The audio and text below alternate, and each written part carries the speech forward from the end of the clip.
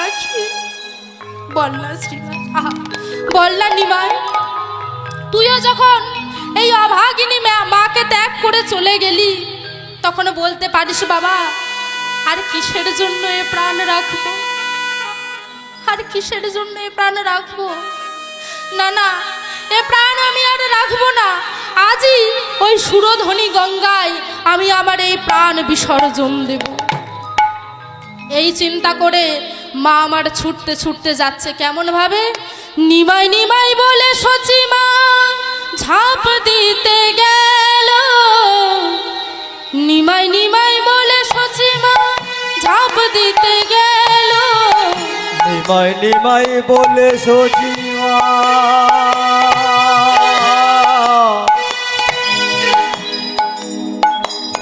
আমার সচি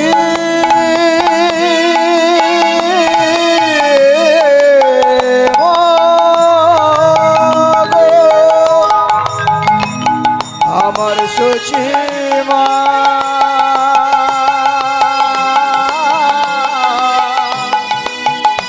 আমার সচি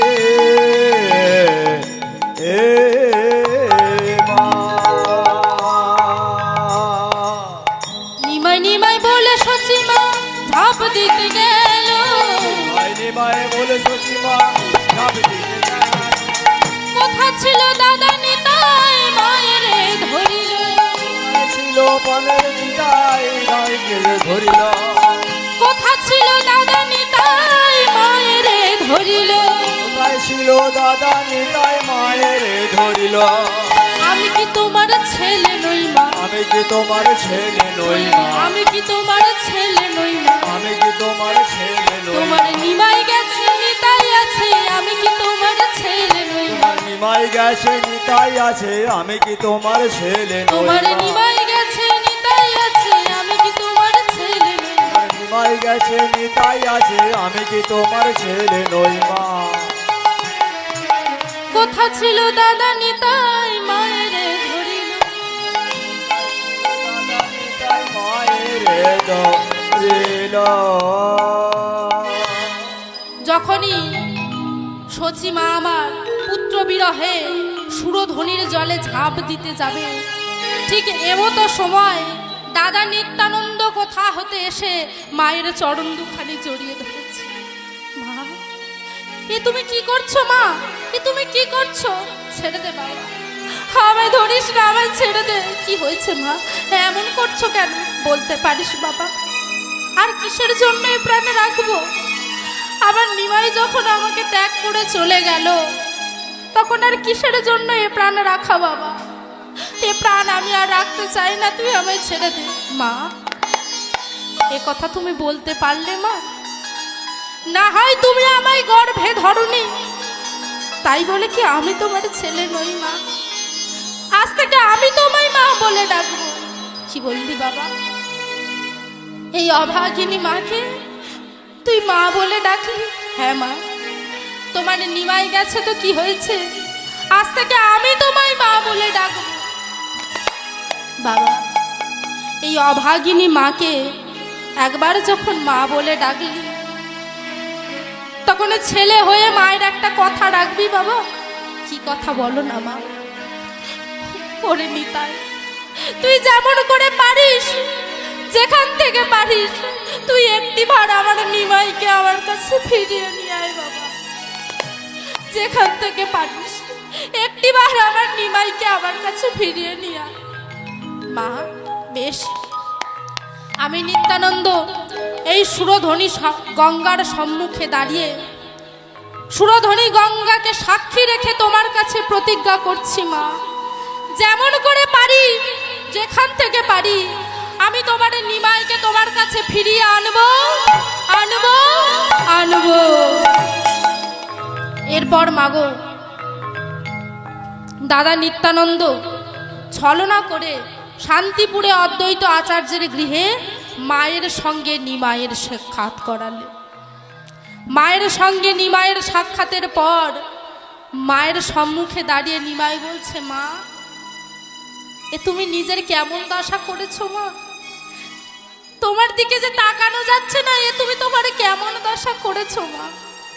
মাগো, সর্বক্ষণ তুমি যদি এমন ভাবে নিমাই নিমাই নিমাই নিমাই বলে কাঁদতে থাকো, তবে মাগো আমার সামনের পথটা যে তোমার চোখের জলে পিচ্ছল হয়ে যায় মা। এমন ভাবে কেঁদো না মা। যদি তোমায় কাঁদতেই হয়, নিমাই বলে নয়, তুমি কেমন করে কাঁদবে জানো? কৃষ্ণ কৃষ্ণ কৃষ্ণ কৃষ্ণ বলে কাঁদবে। মাগো কেঁদো না নিমাই বলে,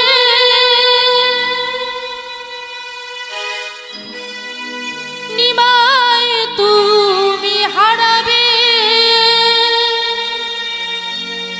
কাঁদিলে শ্রী কৃষ্ণ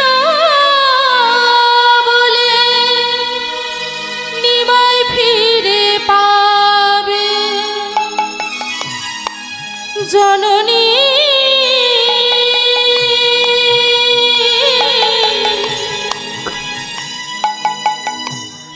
কেঁদো না নিমাই বলে, তুমি কৃষ্ণ বলে কাঁদো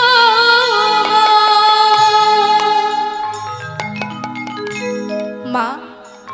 যদি তোমায় কাঁদতেই হয়, তবে নিমাই বলে নয়, তুমি কৃষ্ণ কৃষ্ণ কৃষ্ণ কৃষ্ণ বলে কাঁদো মা। তুমি যদি সর্বক্ষণ এমন ভাবে আমার নাম ধরে কাঁদো, বেশ, তবে চলো, আমি আর সন্ন্যাসী হয়ে চলে যাব না মা। আমি তোমার সঙ্গে এই মুহূর্তে গৃহে ফিরে যাব। চুপ কর বাবা, চুপ কর, ও কথা মুখে আনিস না। ওরে, একবার যে জন্য সন্ন্যাসী হয়ে গৃহত্যাগী হয়ে চলে যায়, বললা নিমাই, তার কি আর এই মায়ের সংসারে মন বসে বাবা? আর তাছাড়া এই অভাগিনী মায়ের নয়ন জলের বিনিময়ে যদি গোটা জগতের মঙ্গল হয়, তবে তাই হোক নিমাই, তবে তাই হোক। তুই চলে যা বাবা, বেশ, তবে এইবার আমায় বিদায় দাও মা। আমি বৃন্দাবনে যাই। না না নিমাই, বৃন্দাবনে নয়, যদি তোকে যেতেই হয়, তবে তুই নীলাচলে যা।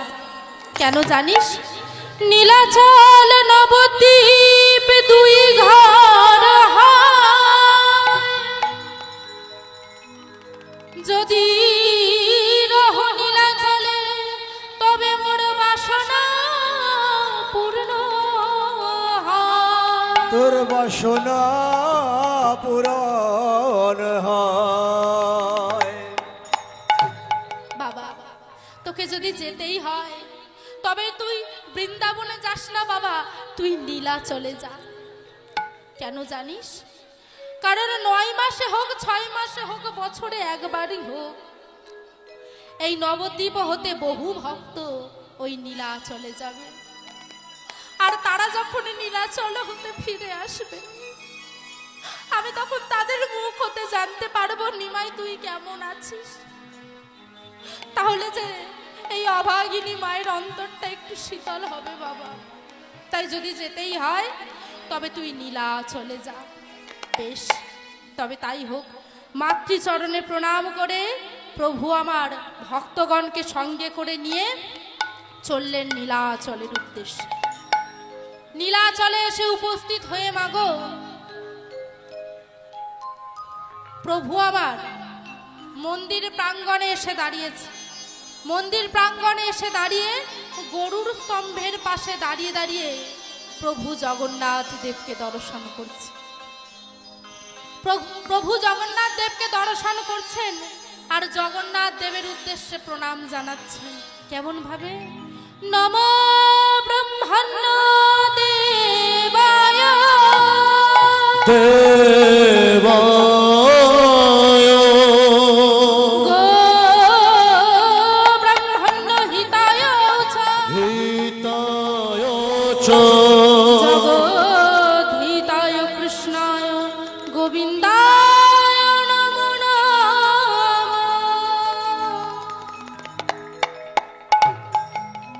প্রভু জগন্নাথ দেবকে প্রণাম করে প্রভু আমার যখনই মন্দির প্রাঙ্গণে এসে দাঁড়িয়েছে মাগো, আজ শত শত ভক্ত ভিড় করে দাঁড়িয়ে রয়েছে। কেন?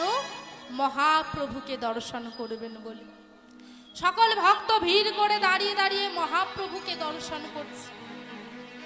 ঠিক এমতো সময় প্রভু আমার অন্তরে জানতে পারলেন যে প্রভুর এক ভক্ত সে অদূরে দাঁড়িয়ে দাঁড়িয়ে কাঁদছে।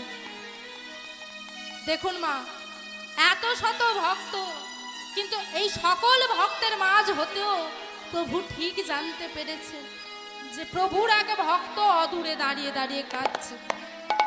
যখনই এই কথা জানতে পেরেছে মা, প্রভু আমার সকল ভক্তের মাঝ হতে সেই ভক্তের সম্মুখে গিয়ে দাঁড়িয়েছে। এ কি? কে তুমি? কোথা থেকে আসছো? নাম কি তোমার? আগে প্রভু, আমার নাম গোবিন্দ ঘোষ। ও, তা কোথা থেকে আসছো? প্রভু, আমি সেই সুদূর অগ্রদ্বীপ হতে এইখানে এসেছি। কার কাছে এসেছো? প্রভু, আমি তোমার কাছে এসেছি দয়াময়, আমি তোমার কাছে এসেছি। কি বললে? কি বললে গোবিন্দ? তুমি আমার কাছে এসেছো? হ্যাঁ প্রভু, আমি তোমার কাছে এসেছি। সে কি গোবিন্দ? এই নীলাচলে তো সকলে জগন্নাথ দর্শনে আসে, আর তুমি বলছো তুমি আমার কাছে এসেছো? হ্যাঁ প্রভু। কেন? প্রভু, আমার মনের বহুদিনের বাসনা আমি তোমার সঙ্গী হব। কি বললে? কি বললে গোবিন্দ? তুমি আমার সঙ্গী হতে চাও?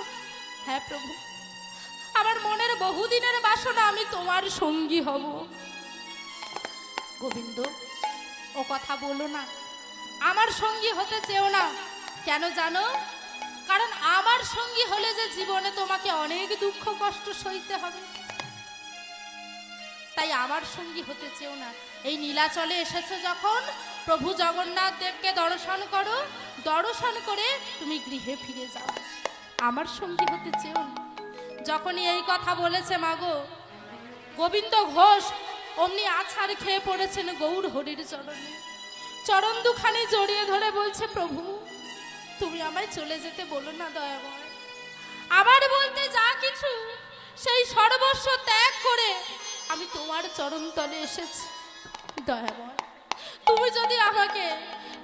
তুমি যদি আমাকে চলে যেতে বলো না প্রভু, আমি কোথায় যাব? তুমি দয়া করে আমায় চলে যেতে বলো না, তুমি আমায় চলে যেতে বলো না গৌর হরি। বেশ, শান্ত হও গোবিন্দ, কিন্তু জীবনে দুঃখ কষ্ট আসলে সইতে পারবে তো? প্রভু তুমি যে কি বলো না, তুমি আমাকে যদি সঙ্গী করে নাও, জীবনের যত দুঃখ কষ্ট যাই আসুক না কেন আমি সর্বস্ব সহ্য করে নেব দয়াময়। শুধু একটি বার তুমি আমাকে তোমার সঙ্গী করে নাও। বেশ, তবে তাই হোক গোবিন্দ, আজ এই মুহূর্ত হতে আমি তোমাকে আমার সঙ্গী করে নিলাম। যখনই এই কথা বলেছে মা, গোবিন্দ ঘোষ আনন্দে আত্মহারা হয়ে উঠেছে। কি বললে প্রভু, আমাকে তুমি তোমার সঙ্গী করে নিয়েছো? হ্যাঁ হ্যাঁ গোবিন্দ, আজ এই মুহূর্ত হতে আমি তোমাকে আমার সঙ্গী করে নিলাম। তা মাগো, এই যে গৌর হরি আমার গোবিন্দ ঘোষকে নিজ সঙ্গী করে নিলেন, তার পিছনে একটি কারণ আছে। কি কারণ? কারণটি জানতে হলে বাবা আমাদের যেতে হবে দাপর যুগে। দাপর যুগে একদিন প্রাণ কৃষ্ণ আমার রাধারানীকে ইঙ্গিত বাক্যে বলে গেলেন, ওগো রাধে, আজ তুমি তোমার কুঞ্জটা মনের মতো করে সাজিয়ে রেখো, আজ আমি তোমার কুঞ্জে আসব। তা মা, এই কথা শ্রবণ করা মাত্রই রাধারানী আমার তাড়াতাড়ি করে সকল সখীগণের কাছে এসে বলছে, সখী, ও সখী, জানিস সখী, জানিস আজ না আমার কুঞ্জে আমার প্রাণবধূ আসবে। তোরা এক কাজ কর সখী, আর বিলম্ব করিস না, এক কাজ কর, তাড়াতাড়ি করে তোরা কুঞ্জ সাজা। কেন জানিস? আজ যে আমার কুঞ্জে আমার প্রাণবধূ আসবে। নেনে সখী, আর বিলম্ব করিস না, তাড়াতাড়ি করে কুঞ্জ সাজা। রাধারানী সকল সখীগণকে বলছে, আমার মন চাই প্রাণ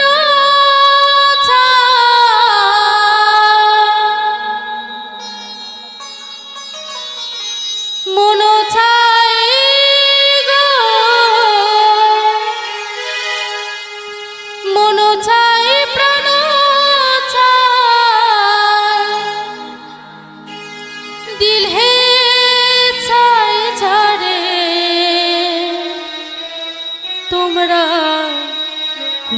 সাজাও গো,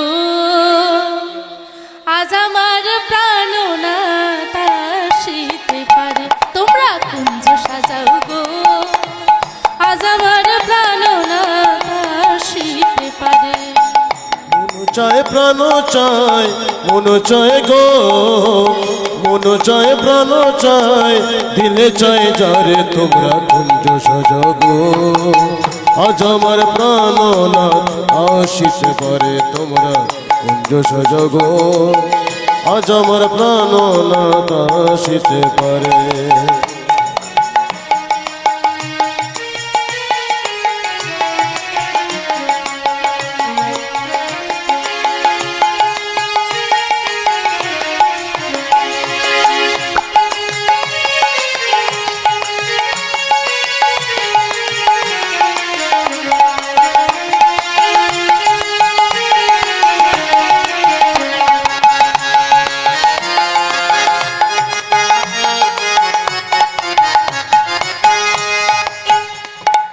বসন্ত সময়ে কোকিল ডাকে কুহুসারে, বসন্ত সময়ে কোকিল ডাকে কুহু সুরে, বসন্ত সময়ে কোকিল ডাকে কুহুসারে। বসন্ত সময়ে কোকিল ডাকে কুহু সুরে, যৌবন বসন্ত আমার, যৌবন বসন্ত আমার, থাকতে দেয় না ঘরে। তোমরা কুঞ্জ সাজাও গো, আজ আমার প্রাণনাথ তোমরা কুঞ্জ সাজাও গো, আজ আমার প্রাণনাথ আসিতে পারে। মন চায় প্রাণ চায়, মন চায় গো, মন চায় প্রাণ চায়, দিলে চায় যারে তোমরা কুঞ্জ সাজাও গো, আজ আমার প্রাণনাথ আসিতে পারে। তোমরা কুঞ্জ সাজাও গো, আজ আমার প্রাণনাথ আসিতে পারে।